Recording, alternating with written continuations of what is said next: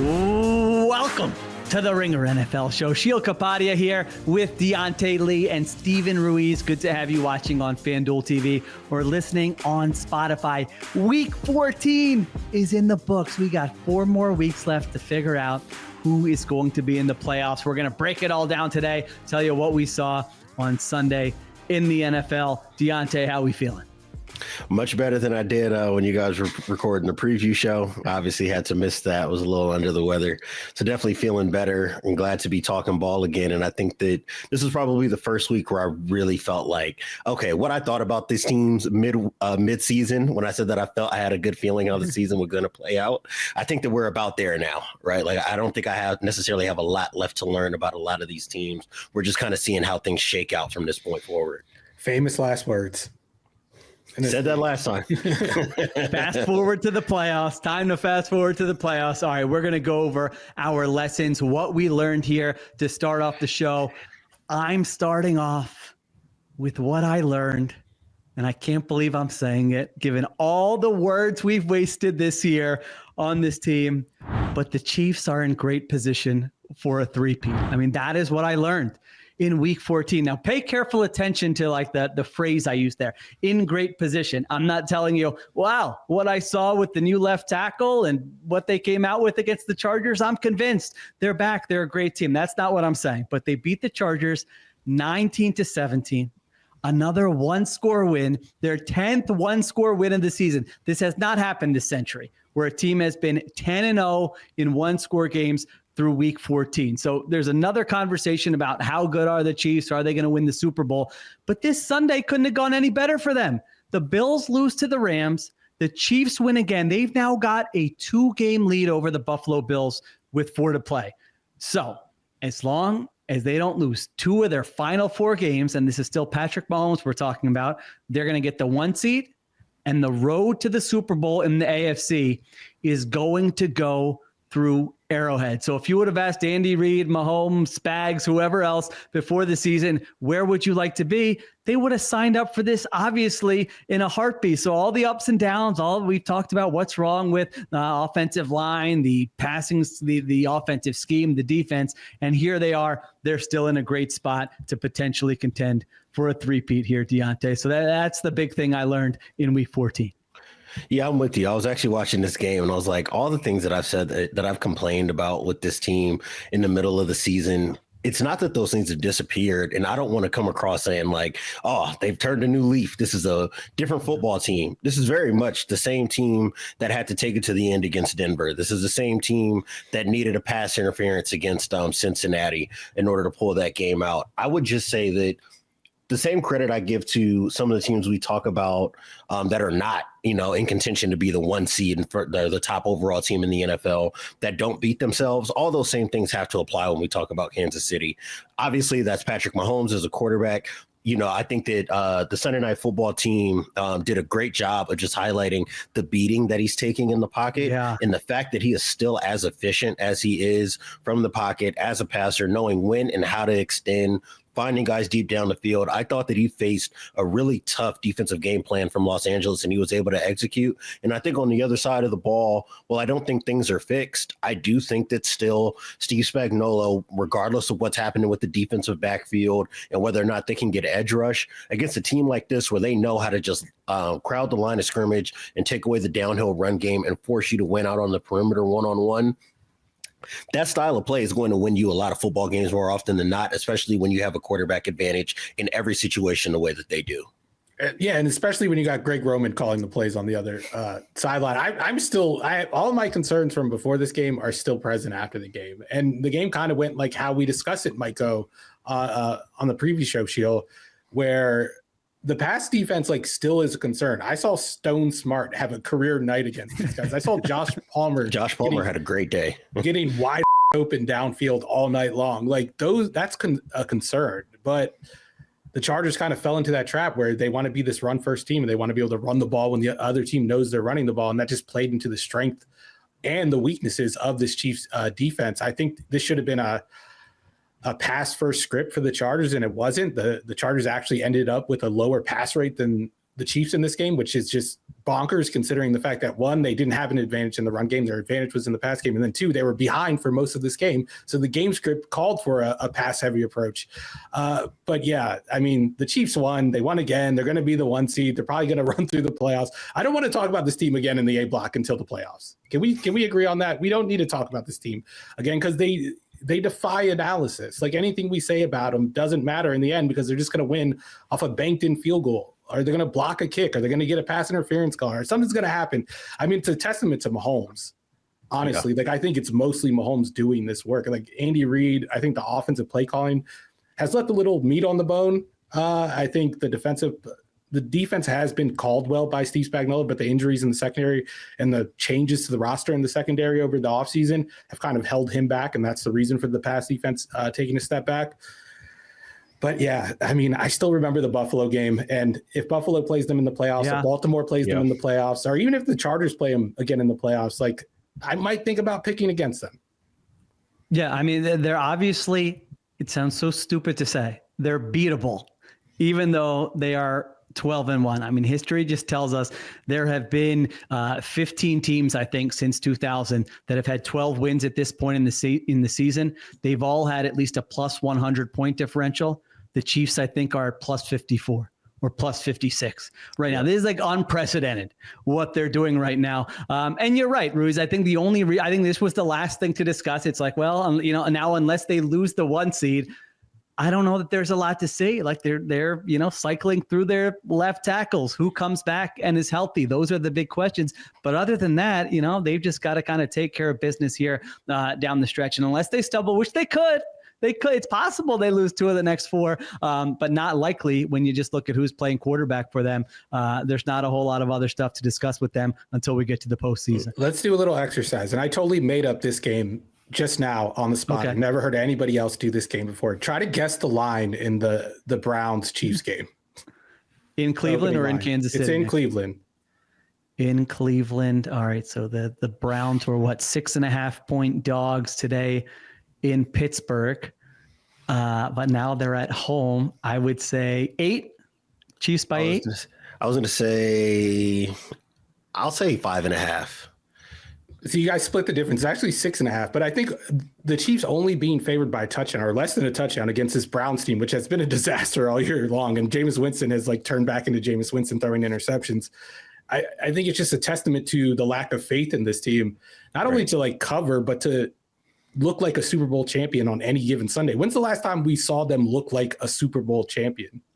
I'm looking at their schedule right now, and maybe that 49ers game, the Niners game, that was a good game. Yeah, they played well in that game. Yeah, that was the last time. But yeah, I mean they don't cover. Ago now. They're getting crushed. Didn't play that well in that game either, if I recall correctly. They got 3 picks on Brock Purdy.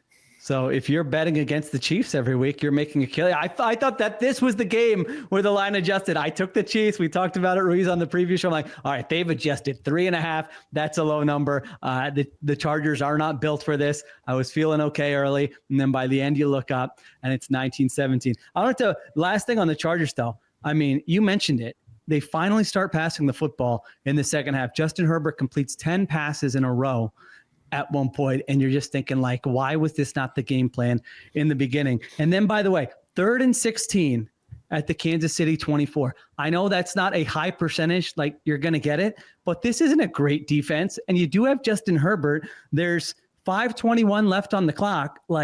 How are you handing the football off there for 5 yards and kicking the field goal? You're just going to go and then you're going to give them the ball back where they just need a field goal with Patrick Mahomes. So conservative kind of all around for the Chargers. And that's sort of been a theme for them this season. Yeah, they did the same exact thing in the Cardinals game that they also gave away, where Herbert was just cooking them in the second half. And then they go away from it at the end of a drive to take the lead. They settle for 3 points, and then the Cardinals come down and kick a game-winning field goal. It happened again. And it keeps happening, and we can call it. We called all of this on the Friday show. When that's the case, you have a problem. And I mean, the Chargers are winning and they're overachieving, so it's hard to nitpick anything with this coaching staff. So maybe next year we can really yell about Greg Roman holding this team back. Steven, you said something that's been really interesting to me, and I would say that Greg Roman does bear a little bit of the responsibility in it, especially when it comes to like run game design. I think it's just really frustrating when you watch this offense operate, because I thought what they were calling in the passing game made a lot of sense. They just missed out on a couple of Josh Palmer deep passes. They tried to set up some double moves to attack these safeties, which is something you have to do. Otherwise, Kansas City's really going to sit on you, especially in the intermediate areas. I thought they did a good job getting guys out into the flat where you can go get yak opportunities. That's how they were able to get the ball to Quentin Johnston a bunch in this game. So I thought there was a lot that was drawn up in the passing game that makes a lot of sense, which makes it frustrating that they don't lean on their quarterback to figure things out or to go make a play for them. You can't always manage and mitigate down and distance situations, especially against a defense like Kansas City that knows what you want to do in the run game. I know they're missing Lab McConkey, but I don't know if his absence alone was enough for us to see what we saw in the first half, which almost just felt like they were trying to speed to the end of the game in a lot of ways. It was run on first down for nothing, run on second down for a couple yards, and then Justin Herbert trying to scramble, waiting for a guy to separate. When they were passing on early downs, I thought all the designs were great. So I do want to see them trust him in the way that they did, in November and late October, when it seemed like they were finally starting to cut him loose, especially early in football games. I don't know why it is that they would go away from that, especially in a game like this where beating Patrick Mahomes and the Kansas City Chiefs is going to require your quarterback to be, the Spartan God that he is oftentimes. Yeah, it's similar to like the conversation we have around the Shanahan offense, but obviously like the Shanahan offense is a way more successful version of it where Greg Roman's going to be great at drawing up plays off of his run actions, and you're going to see a lot of like good shot plays and a lot of good like play action plays. But the more you see of his drop back passing game, the worse it looks. And then that's when you start to notice the little details that are lacking and like the spacing and stuff. And so maybe like if we did see more of the passing game, it wouldn't be as effective. That tends to apply to any situational play call in football. But I mean, you got Herbert, and he's your only chance at winning this game, and he's doing it with these like no-name receivers. Like, I don't know. I just want to see them let Herbert cook, and until we do, this team isn't going to be one that I take seriously as like a playoff contender. I like that theory. Maybe Greg Roman is the most self-aware coach in the NFL. He's like, no, trust me. Like, you don't want me passing. I've only got 15 good ones. Just keep those efficiency numbers what they are right now. The more volume we get, this is going to get ugly quickly. So Chiefs get the win, 12-1. Chargers in good position for the playoffs still at 8-5. All right, let's take a break. We'll come back, find out what Ruiz and Diante have for their lessons.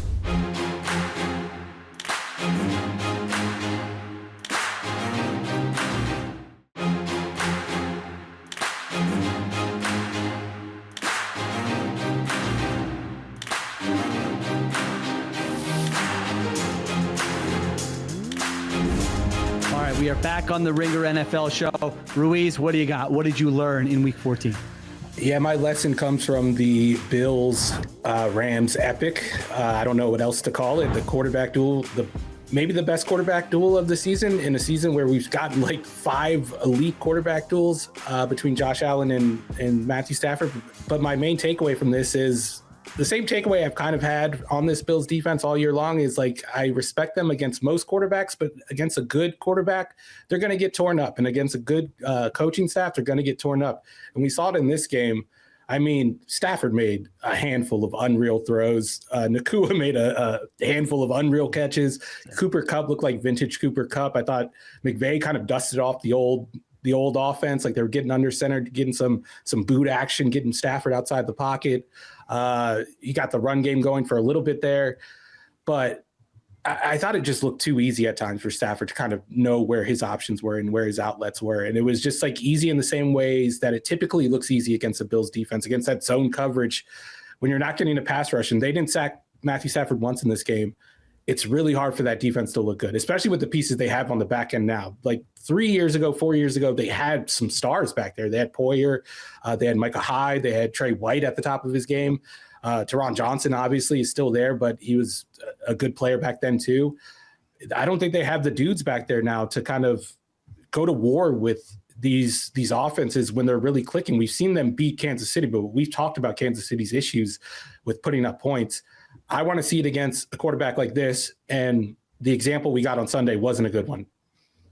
Yeah, and there's been other games. I mean, they played the Ravens earlier this season. Ravens take it to them, scored 35 in that game. So I think it's fair. I know you were mentioning it last week. And the thing with the Bills, it's like it's not just kind of what we're seeing this season. I mean, in the past, they've gone into the playoffs with defenses that were better than this defense, but they get in a one-off game against a good quarterback or a good offense, and they get picked apart there. So I think it's hard for me to know whether it's like, I should be very concerned about the Bills, or just like we've seen Stafford and McVay and Nakua on a heater in other games. Not that it's every week. They can't do it every week, but when they do it, man, it looks pretty. They look so unstoppable. This was one of the best games by any offense. By the way, both teams, if you look at it statistically, these were two of the best games by any offense the entire season. The Rams had 8 possessions, 5 touchdowns, 1 field goal, and 2 punts. I mean, Stafford, 320 yards, 2 touchdowns, doesn't take a sack, doesn't throw an interception,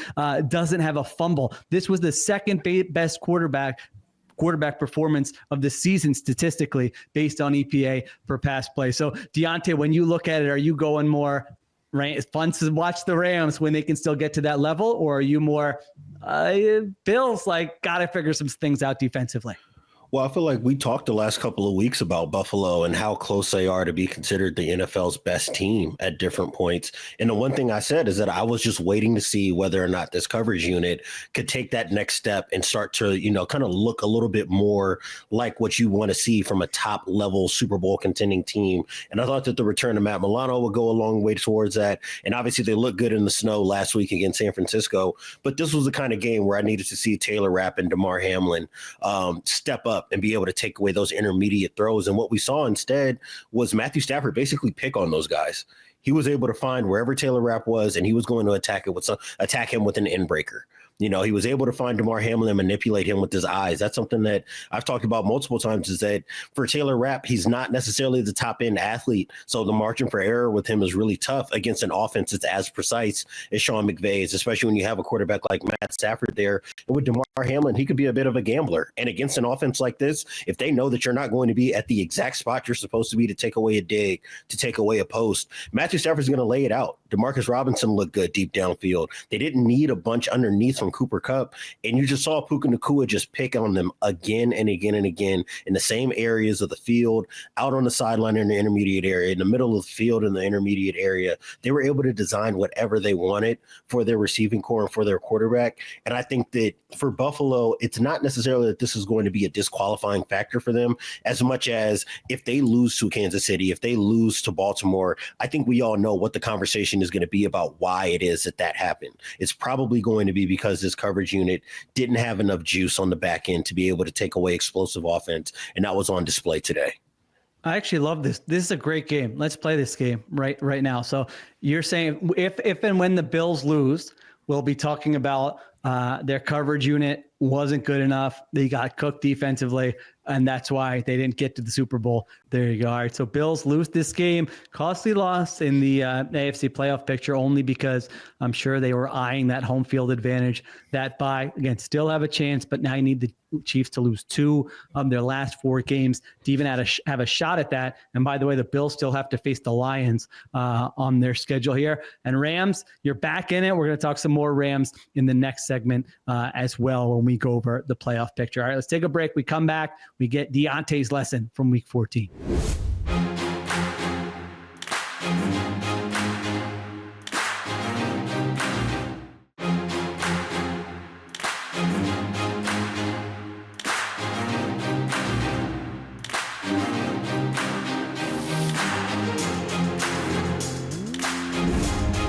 We are back on the Ringer NFL show. Deontay, what do you got? I don't know if this is a new lesson as much as just affirmation of the last time these two teams played. And that's that Mike Macdonald can just game plan with the best of them when he needs to. And I thought that this week it played out a lot differently than what it was when they matched up at Lumen Field in Seattle. I thought that in that game, it was more about them taking away the run game, at least Seattle taking away Arizona's run game, really dominating up front. This week, I think this was them knowing exactly what Arizona wanted in the passing game, especially especially in the first half. You get the 2 interceptions, being able to make adjustments in terms of coverage and play in the passing windows that you know that Kyler Murray wants to be an anticipatory thrower in. Obviously, the interception that landed Seattle basically in the red zone. You're playing cover 2. He tried to throw the ball to a dig, thinking that the linebackers turn the other way, but they know what the routes are. The second the linebacker opens his hips, the ball is basically waiting right in his lap. And then in the second one, you get Kyler Murray kind of trying to attack the line of scrimmage and loft the ball deep toward the left sideline. And I think a DB gets underneath it. I don't remember who that was. Kobe Bryant, I think that was. Yeah, so but I think that in both of those scenarios, you can look and say, what were the other options? And you're looking at other receivers, and the rest of the concept isn't open, which to me says that they had a clear understanding of, in different personnel groupings, this is what they like to do. We know that they're going to probably try to counter us after the day that we had against their run game when we saw them a couple of weeks ago. And I just love their game plan and from that perspective. And then on the other side of the ball, you get good Geno. You don't have the turnover problems that he's had at different points in the season. And a lot of that, I think, is helped by the fact that they were able to finally run the football reliably, pop a few explosives, and now you're not asking Geno to always work from these obvious passing situations and have to put the ball perfectly in the position. And now we're just seeing, I think, what the Seahawks maybe always wanted to be this year, which is a team that can distribute the ball to DK Metcalf and Jackson Smith-Njigba, who's looked really good over the last month and a half. Yes. And then defensively, I think that they've got the right combination of playmaking up front with Leonard Williams. And I think just that back seven in general, it's less about any one breakout guy, even though Devin Witherspoon's been really good, and more just about them kind of congealing around the right kind of defensive identity for Mike Macdonald, which is just sitting on routes and forcing quarterbacks to have to be perfect down in and down out. If I had to bank on a defense to ride through this playoff, I mean, Philadelphia is the obvious answer in the NFC, but I'm not so sure I wouldn't take Macdonald just for that game planning edge. I think Vic Fangio is a fine game planner, but we've seen his defense kind of be susceptible to certain styles of offense, especially offenses with quarterbacks who can move around. Yeah. With Mike Macdonald, there's no such problem. And like, you could see him kind of craft his game plan, to Deontay's point, to the quarterback he's facing. Like, the game plan changes based on how the quarterback processes and how the quarterback thinks. Like, when he plays Joe Burrow, he'll play into that, you know, that style where Joe Burrow will like to dink and dunk early to open up the defense down the field, and he'll like prey on that against Joe Burrow. When he plays like a Jared Goff, you see him take away the inbreakers, not so much in the game earlier this year, but you see him try to force those throws to the outside. With Murray, he kind of shows him one picture at the beginning of the snap and then takes it away and then gets into those windows that Diante was referring to after it, because Kyler Murray's such like a field player back there. He's not like a ball knower, so to speak. He like feels the thing. He's said this before. And this was another example of it. And I think just in the NFC playoffs, when you're going up against these quarterbacks who are limited in some ways, like Jared Goff is having a fantastic year, but it's clear that he's limited in terms of moving off of his spot and creating out of structure. We've seen Jalen Hurts' weaknesses throughout the season. We definitely saw it against Carolina on Sunday. Yep. Like, the teams that you have to reckon with in this division or in this conference, I think can be had with a great game plan, which really works in Seattle's favor if they make it to the playoffs, which it looks like they're going to make it. Yeah, very, very encouraging performance by the Seahawks. I mean, you guys mentioned defensively, offensively, I just thought like these sort of, I don't want to say unexpected guys, but Charbonnet comes in and has a 51-yard touchdown run. You mentioned Jackson Smith-Njigba. He had that shoestring catch in the middle of the field. That was incredible, and he's been doing it for weeks on end now. And maybe the biggest thing, Geno Smith doesn't get sacked in this game. And I know the Cardinals don't have a talented front, but they have been doing a much better job like the last 3-4 weeks, especially on third down, scheming stuff up, getting free rushers. And even you saw it against the Vikings just last week. I mean, they got Sam Darnold, 3 or 4 times on third down. Geno Smith doesn't take a sack in this game. So you're looking at that offensive line, which we always have to talk about with the Seahawks. And it looks like, all right, it's not perfect, but no one was expecting it to be perfect. It was get past this certain threshold where you give the rest of the offense a chance because you've got players on the rest of that offense, and maybe this thing can work. So you got to be excited if you're a Seahawks fan. I mean, they still have a tough road ahead here. They've got the Packers, the Vikings, and then at the Bears and at the Rams. But they've gone on a roll here. 4 straight wins. You beat the Niners. You beat the Cardinals twice. We were talking about you just faced the Cardinals a couple of weeks ago. Hey, what's it going to look like now? That's going to tell us a lot about these coaching staffs. and Mike McDonald does it again. So 2 for the Seahawks. Cardinals going in the opposite direction. They lose 3 in a row here, and now their playoff chances look slim. I need to see it from the offense for a second straight week. This is a do it again league, the NFL. Like, do it again. I don't want to get excited because you did it one week when you spent the first part of the season just crapping all over yourself, especially on early downs in the run game and then in pass protection. But no, like you said, it did look good against a Cardinals defense that can give offenses like this problems. But I think next week is the real test against a Packers defense that we've talked about is very good in obvious passing situations, but not so good in run situations. And I think that's like the inverse of the Seahawks offense. So it could be a Styles makes fight kind of deal with this. And I really want to see how the Seattle offense comes out of that matchup. Do it again league, Diante. Has he been hanging out with NFL coaches, or is this a Ruiz original, or what's going on? I like it. I like that. I think I might have to steal that. I might have to steal that. You're going to make that part of the show too. We got a lot of catchphrases going on today here. All right, let's take a break. We're going to come back and we're going to do a little playoff selection committee. The Ringers playoff selection committee is here.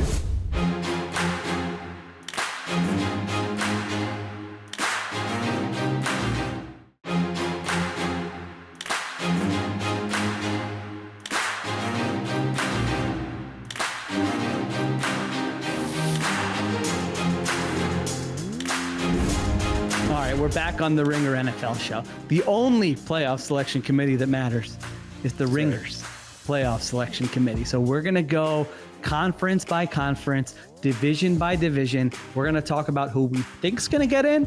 And then also, if we actually were just a, playoff selection committee, who do we think the best teams are that we would kind of like to see get into the postseason with 4 weeks left here? All right. So some of these we don't really need to have a discussion about. The NFC East, the Eagles are 11-2. They have a 98%. You guys interrupt me. If any of the ones I say we don't need to talk about, if you're like, hold on, I want to talk about this, then we could get to it. But Eagles have a 98% chance to win the NFC East after their victory today. The Lions are 12-1.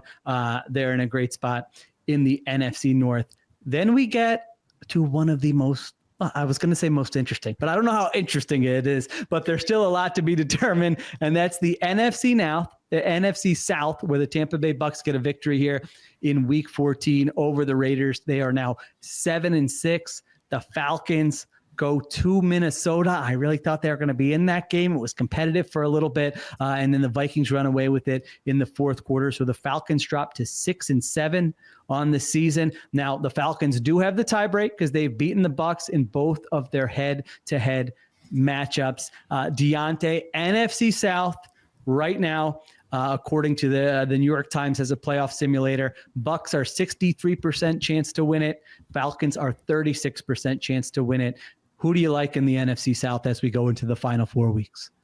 I mean, if it's about what I trust what I see with the Bucks on a week-to-week basis much more than what I'm seeing with the Falcons right now.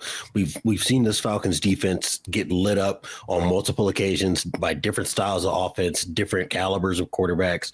And I just think for them offensively, the book on them has just been so clear basically since week 1 of this season. And teams have really been able to take away or just cause them to go cold for long enough in games, especially over the last month. And I think that that's been a big reason why they've fallen out of this picture right now. And obviously, like you said, they've still got the tiebreaker, so it's not necessarily like it's an emergency situation quite yet for them. But if I'm looking at the rest of this season, the Bucks have got a pretty friendly schedule. The Falcons, I think, still have to see 1 or 2 teams that can at least compete with them credibly. And for those reasons, I think that the Bucks probably should feel like they've got a clearer picture to win the division and get into the playoffs. Yeah, I would go with the Bucks too. I think the Falcons have wasted whatever margin for error they had. They go to the Chargers next week, which is the Bucks go to the Chargers next week, which is a game where the Falcons could have made up some ground and maybe that tiebreaker comes back into play. But I don't think the Bucks are losing a game after that. They play the Cowboys, who are obviously fading without their quarterback. They play the Panthers at home. I know the Panthers played them tough in Carolina, but it's a home game, so you would expect them, to pull that one out. And then they get a Saints team that has already kind of given up and will probably have totally given up by week 18. So, I mean, I almost want to see the Falcons in the playoffs just because I think they're more interesting from an offensive perspective. I think it would be funny to laugh at Kirk Cousins in the playoffs one last time. But no. That'll be, see, if the actual college football playoff selection committee made choices like that this guy would be funny to laugh at, or like Brian Kelly looks like so annoyed on the side. Miami would have made it. Mario Cristobal would have been in the playoffs then. Oh yeah, just for the game management. Can I pick Bama for the NFC South? Same region. That'd be better fun. chance of maybe the same chance of making a Super Bowl. But no, I think Tampa Bay is going to take this one. Even though like we didn't see the best version of Baker Mayfield today, like they kind of overcame a bad Baker Mayfield performance, especially in the first half, thanks to whatever the Raiders are calling their quarterback situation right now. It's going to be another Bucs Monday night game in the playoffs, huh? The Bucs at least have an offense that works if executed properly, I think. I mean, we've seen like it might not always look like that. It might not look like that in the playoffs, but I don't like the Falcons are tough. They have 496 yards of offense today. Today I thought was as much about their defense as it was their offense. They couldn't get a stop. Sam Darnold was just carving them up. They're -3 on turnovers. They have a special teams fumble. Of course, last week, Kirk Cousins, has the 4 interceptions. So I'm like on the fence about this one, but yeah, I thought the Bucs have been the better team. I mean, you just look at point differential; they're +54 on the season. The Falcons are -55 here, so I think Tampa's a better team. I don't know who would be more interesting in the playoffs. Honestly, you might be right for the narrative. It might be Kirk Cousins, or if the Falcons go to Michael Penix. I know they say they're not going to. If you told me Falcons get in with Penix, then that would get me pretty interested. But I don't know, Bucs could be a little frisky against some of these NFC teams. Todd Bowles against Jalen Hurts, part 45 or whatever it is. Who knows? That could be one of the matchups. That Falcons game, though, like Kirk Cousins was looking good early on. The PFF coordinator, Zach Robinson, was mixing it up. They were going under center, calling play action passes, which they haven't done enough of this season. I don't know why. Maybe it's because of the injury Kirk Cousins is recovering from. But he took a hit.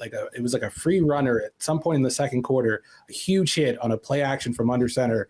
And they called one more under center play for the rest of the half. It was all shotgun from there. And the one under center drop back was the interception from a clean pocket. He looked rattled after that moment. And that was like the end of the game right there. That was on my second screen. I swear there were about 7 instances where I had to do, is that a fumble or an incompletion on that? Because he was just getting hit. And then like, well, the ball's flailing in the air. I'll wait and see if that's a turnover or not a turnover there. The end zone angles were so funny in that game. Like Kirk's face was just grimacing with every throw. Oh, not fun for Kirk Cousins. All right, so we're all on the Bucs. That's kind of boring. We're all on the Bucs in the NFC South. NFC West, Seahawks are now 8-5. Rams are 7-6. Cardinals are 6-7, and the 49ers are 6-7. Ruiz, start us off. Who do you have in the NFC West? I think I'm taking the Rams. Yes, let's go. I think I'm taking the Rams because Seattle has a hard schedule over the next 2 games. I just told you I don't really trust that offense right now, and I don't know how much of the Mike McDonald coaching advantage is going to matter against the Packers, who have a guy that I've been touting as the best coach in the NFL this season in LaFleur, and then Kevin O'Connell, who might win Coach of the Year. So I think it's going to be mitigated to a certain degree against those coaches, and I think we're going to see their offensive problems really come to light, especially against, like, I think Jeff Hafley has done a decent job at calling the defense in his first season. And I definitely think Brian Flores has what it takes to take advantage of a Ryan Grubb offense, especially one with pass protection questions. Diante, I believe you had before the season the Rams in the playoffs, if memory serves.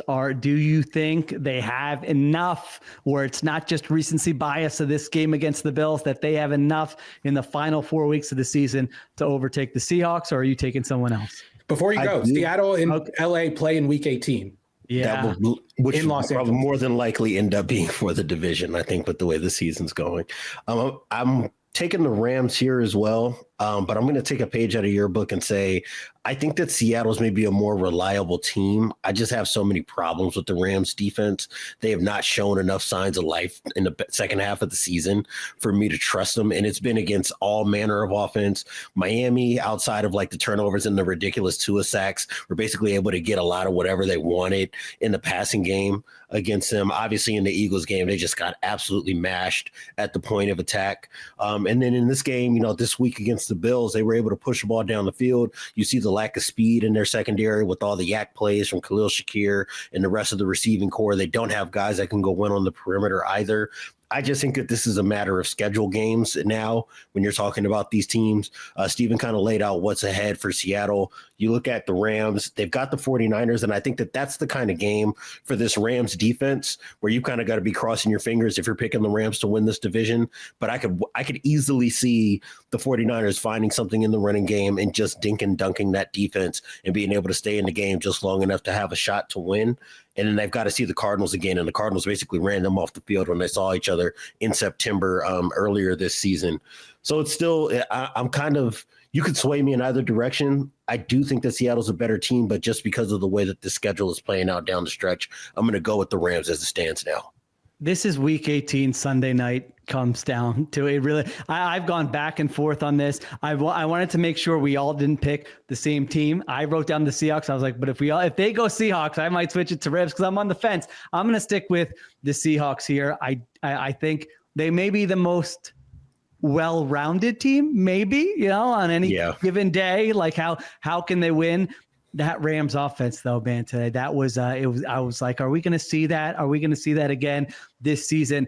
And so that excites me. The thought of them getting in the playoffs and potentially going on like a 3-game run. Remember last year, like you play that NFC playoffs out, 10 times last year. There are definitely examples where the Rams are getting to the Super Bowl. They lose in the first round there against the Lions. But I wasn't sure, like, was the Stafford McVay thing, was it over? Is it not over? And today was a reminder. It's still in there somewhere. Can they do it for a full 4 more weeks here, week in and week out? And their margin for error, like you said, Diante, with that defense, if they're not pressuring the quarterback, it's over for that defense. They have one answer: win up front with those young defensive linemen. And if that doesn't happen, they're not stopping anybody. So I'm going with the Seahawks, and the Seahawks in a one-off game plan. You guys just mentioned it. McVay and Stafford versus Mike McDonald, week 18, playoffs on the line. Come on. That's going to get the juices flowing a little bit there. All right. That's the NFC West. Right, let's take a break. We come back and let's get to these AFC playoff picks.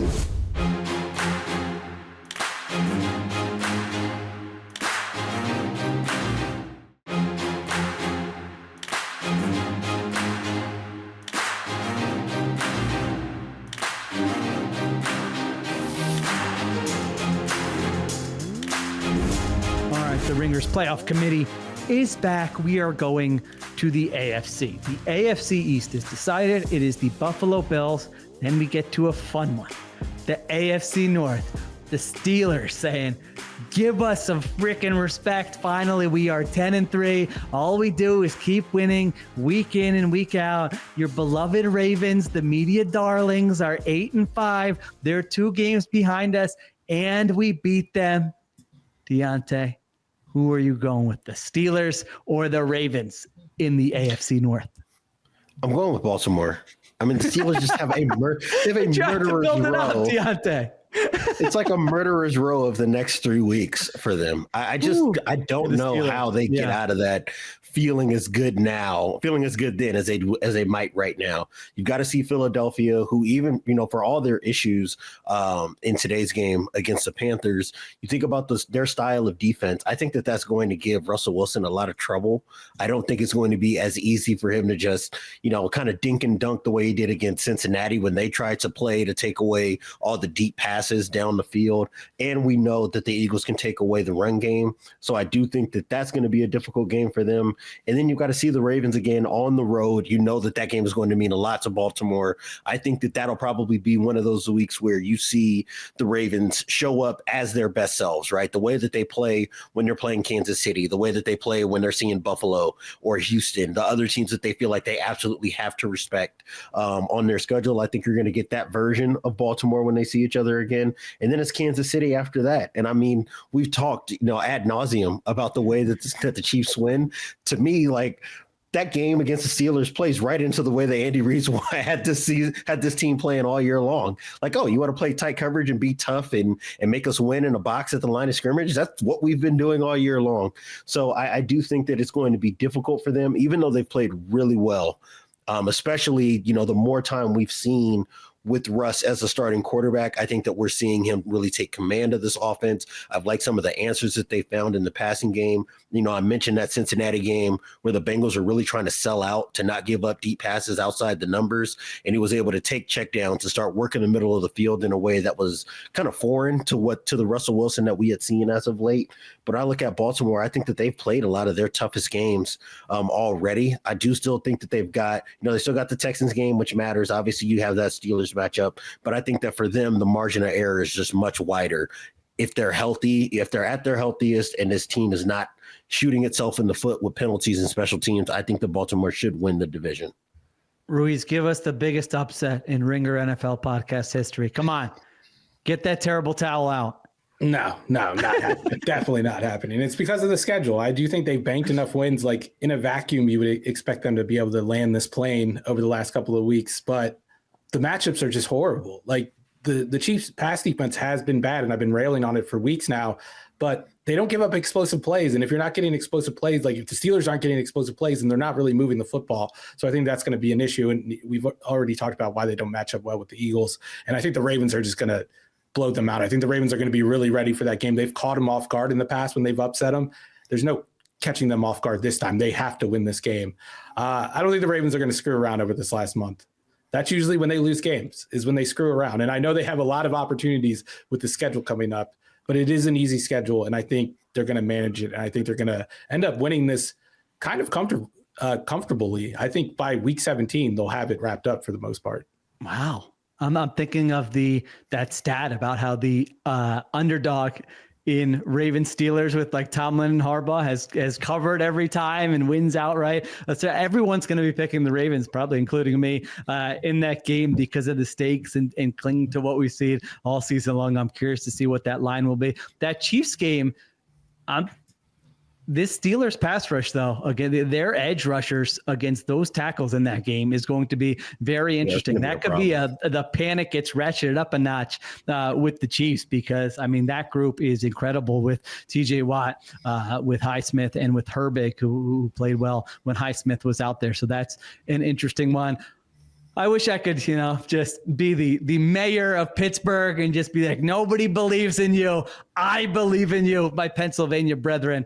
But I can't do it. I mean, I think the Ravens win out at Giants, Steelers, at Texans, Browns. I think they win out. I think they finish 12-5 here. I think that will be good enough to have them ahead of the Pittsburgh Steelers. You guys mentioned it's a tough schedule. Now it's like they've had tough games and they've shown up. They've beaten the Ravens. I thought they were going to lose to the Bengals a couple of weeks ago. Not that that's tough game, but so who knows? They could surprise us. Right now, the Pittsburgh Steelers are a plus 85 point differential, second in the entire AFC to only the Buffalo Bills. So they keep taking care of business, but I can't pick them. I've got the Ravens as well. I feel like even Steelers fans know. They know, right? They know that where this is ending. It's a good question. I don't think that they know. No, I don't. They've seen their team. I don't think they look at it that way. I don't think they look at it that way. Yeah. These fan bases need to have higher standards for themselves. This is the franchise that has won the most Super Bowls of any team. They've watched like legit Super Bowl wins, like the 70 Steelers, the Tomlin Steelers of last decade, Cowers Steelers. It doesn't look like this. You know what a Super Bowl team looks like, Pittsburgh. Don't fool yourself. See, I think the thing is that this actually does look like a cower team, which might be why they've got a little bit more belief. This is not the Tomlin prime Ben Roethlisberger era Steelers by any means, even though the scoring numbers have been up. And like you said, Sheil, the point margin has really kind of looked good for them throughout the year. I just think that when I look at these two teams and the quality of opponents that they play and the way that they've played against them, I kind of had to be reminded as I was going over these scenarios that Baltimore has played a hell of a schedule up to this point as well. They've seen a lot of the league's best quarterbacks, a lot of the league's best defenses and offenses so far this year. And for them to come out 8-5 and basically the problem be not that, the defense is still an issue and not that Lamar Jackson couldn't replicate his successes that we saw at the end of last year, but just that this team can't make kicks when they need to make kicks and have had a lot of inopportune penalties. For that to be the issue with this team more so than anything else, I just feel very confident about where they are and who they are right now as a team. And I think that they should be feeling pretty well primed to be able to make a big run, like Steven said, going down the rest of the schedule. What an edge for the Steelers in the kicking game over the Baltimore Ravens. Who would have thought? Chris Boswell, the guy can't miss. He's automatic from 50 plus wherever versus Justin Tucker. Big edge for the Steelers there. All right. AFC South. Is anyone picking the Colts? No. I think I tried to make the case for the Colts winning the division a couple of weeks ago, but it's not going to happen. Texans are 8-5. Colts are 6-7 there. AFC West is decided. It's the Chiefs. Now we get to the wild card team. So Chargers right now, after that loss to the Chiefs, they are 8-5, and so they are the number 6 seed. If you're picking the Ravens to win the AFC North, the Steelers have a great shot at that other wild card spot, but I'm not going to put words in your mouth. And then the big one that it comes down to really are the Denver Broncos going to hold on to that third wild card spot. Do the Colts have a chance to get in there? Do the Dolphins have a chance to get in there? So basically you're looking at Chargers, second place in the AFC North, and then Broncos, Colts, or Dolphins. Ruiz, who are your wild card teams in the AFC? Honestly, I feel really comfortable picking the Colts to make the playoffs now that I'm looking at the schedule, especially if they win this next game against the Broncos. Because if they beat the Broncos, they have a very winnable stretch of games in their last 3 weeks. They play the Titans, they play the Giants, and they play the Jaguars. He says winnable. That's like the 3 of the worst teams in the NFL. They should win. I know Gus Bradley, so I'm not going to say they're like definitely locks, but I don't know. I think they should win those games, especially if they can. Who are the Colts to be the should-win team in some of these matchups? I mean, they're the Colts. What have they done? They're the Colts, but they're not the Titans, Giants.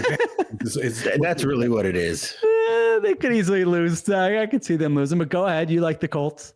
But also, like from the other perspective, like the AFC South part of it, the Texans play the Dolphins next week. Then they go to Kansas City. Then they play Baltimore. Like there's a chance that the Colts, if they don't make the wild card, that they could back into the playoffs as the AFC South champions. So I'm gonna go with the Colts. I'm gonna say the Texans win the division. I think the Colts get the final playoff spot, and the Broncos, after like a season that should be promising either way, no matter how it ends, I think they end up looking on the outside in just because of their schedule. It's so tough. Yeah, you mentioned that game next week, huge game with the Colts taking on the Broncos. This is from, again, the New York Times Playoff Simulator. If the Colts win, their chances go from 26% to 61%. If they lose, goes down to 7%. So that is almost like a de facto Week 15 playoff game right there. I like the Broncos to get in there as the last wild card team, along with the Chargers and the Steelers. All right. There you go. That was the Ringer Playoff Committee convening for the first time, maybe not the last time, maybe an exercise we will bring back in the weeks ahead. Thanks to everyone for watching on FanDuel TV. Remember, for more, check us out on Spotify, check us out on Ringer NFL, on YouTube, or wherever you get your podcasts.